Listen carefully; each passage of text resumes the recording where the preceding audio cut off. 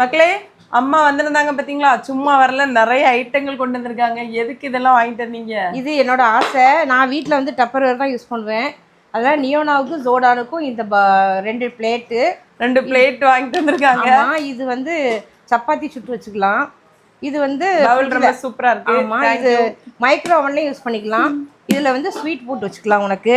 சரியா? இது வந்து நியோனாவுக்கு இந்த ட்ரெஸ்ஸு.